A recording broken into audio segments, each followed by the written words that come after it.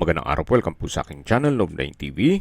Patalasasan po, meron po ba kayong mga properties na napapabayaan or non-performing assets? Plan nyo ibenta, pero wala kayong oras sa pagbenta nito.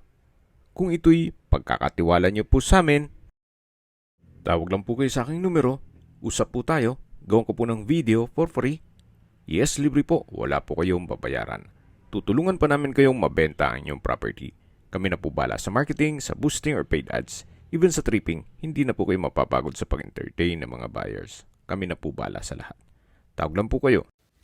Nandito po tayo ngayon sa Playa Laia, San Juan, Batangas. Ito po ay isang seaside residential estate na kumpleto po ang amenities gaya ng hilltop clubhouse, beach club, beach park, ground clubhouse, at 24 hours po ang security. Mula po dito sa shoreline, walking distance lang po ang property.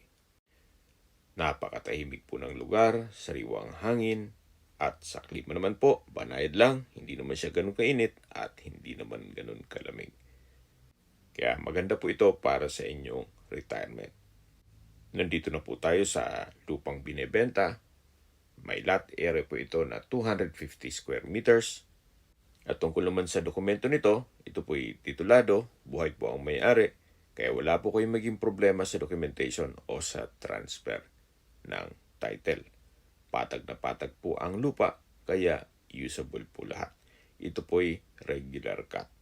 Anytime po, once na ma-acquire nyo ito at makapag-decide na kayo na magpa-construct, pwede na po. Possible din po ito maging income generating once na mapatayuan nyo na ang inyong bahay bakasyonan o dream house na habang nasa trabaho kayo, pwede nyo pong ipasok sa Airbnb at gawing staycation business. Kung ayaw nyo mong magnegosyo, pwede rin po ito para sa inyong retirement. Gawa ng napakalapit lang po sa dagat.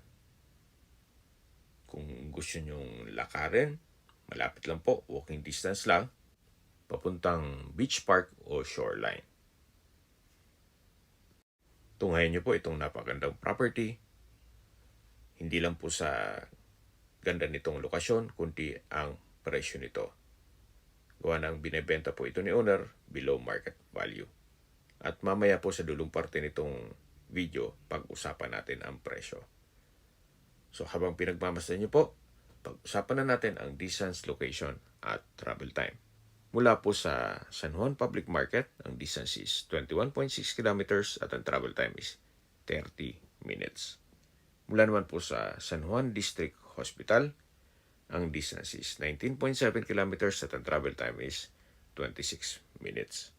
Yan po yung lagi kong binabanggit sa aking video na dapat nyo i-consider sa paghanap ng property, yung meron pong malapit na hospital. Hindi ko naman po sinasabing sakitin kayo. Yan naman po ay for emergency purpose lang naman. At mula naman po sa Lipa City, ang distance is 54.2 kilometers at ang travel time is 1 hour and 19 minutes. Mula naman po sa Batangas Port, ang distance is 70.6 kilometers at ang travel time is 1 hour and 59 minutes. Kung manggagaling naman po sa Manila o sa airport, ang distance is 129 kilometers at ang travel time is 2 hours and 30 minutes. Okay, sa presyo na po tayo. Binebenta po ito ni owner sa halagang 4.5 million pesos. Opo, mababa na po yan. Gawa ng mataas na po ang bentahan ng ibang property dito. Kung may mga katanungan po kayo, tawag lang po kayo sa aking numero. At sa mga kababayan naman natin nasa ibang bansa, meron po akong Telegram. Sa mga iPhone user naman, may iMessage. Meron din pong Imo, Viber at WhatsApp. Same number lang po, 0917-316-3399. Sa mga nagtatanong naman po ng aming Facebook, meron po aming Facebook page na Nov9 TV at Facebook Real Video. Meron din pong TikTok at Instagram. May ibang YouTube channel po kami, the Nov9 TV channel, Nov9 TV Listings, Nov9 TV on the spot, Nov9 TV updates, at Nov9 TV house rental. Sana po naibigyan nyo ang video presentation. Paki-like and subscribe na lang po sa aking channel para ma-update din po kayo sa aking future listings. Kung sakali po hanap nyo yung mas malaking sukat ng lupa, meron din po kami ibang listings na pwede nyong pagpilian. Huwag po kayong mag-atubiling tumawag sa amin.